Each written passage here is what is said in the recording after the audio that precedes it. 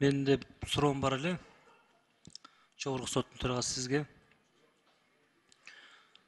Биздин президентибиз Садыр Нуркожоевич ушул экономиканы бюджетти көтөрөйлү деп катуу аракет кылып, чындыгында көтөрүп келе жатат да.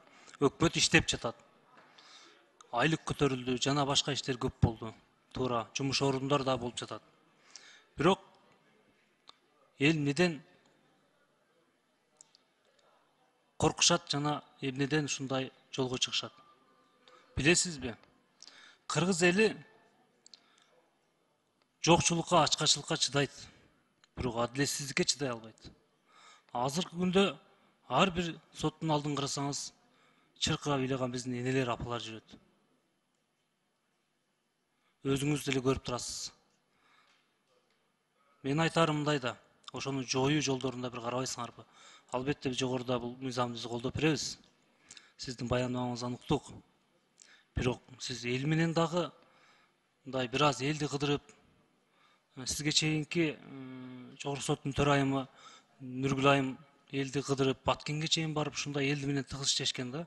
Кимде ким коррупция болсо, кандай болсо карайлы деп жүргөн. Сиз дагы ушул бир элди кыдырып, сот болуп жатканда ошо эл менен учурашып, эмне болду, кандай болду деп маселени деп бир убакыт бөлүп ошого элди бир аз кыдырып койсоңуз жакшы болот эле. Көлгө барыңыз, Таласка барыңыз, Баткенге барыңыз. Чындыгында өз көзүңүз менен көрөсүз да. Биз бул жерде айтып жатсак, силер сын катары кабыл алышыңар мүмкүн. Биз элди кыдырып жүрөбүз, кыдырып келдик. Ошон үчүн мен сизге факты менен айтып берейин. Жакын күндөрү ушу каникулда мен Ош шаарына барып келдим. Себеби Ош шаарынын номер 7-округдан шайланганыма байланыштуу мага кайрылышты. Осмонов Рахматулла Азимбаевич деген.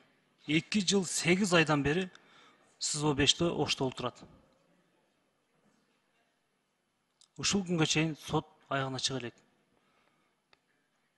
Бала чакасы эмне болду? Үй бүлөсү кантты? Же ак, же көк деп жыйынтык чыга элек ушул күнгө чейин.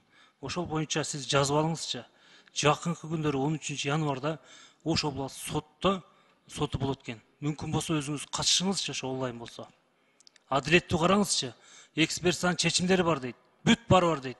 Эки тараптан келди дейт. Бирок соттор чыгып кетип калышты дейт. Бул эмне деген? Мен жогоруда коллегаларым туура айтат.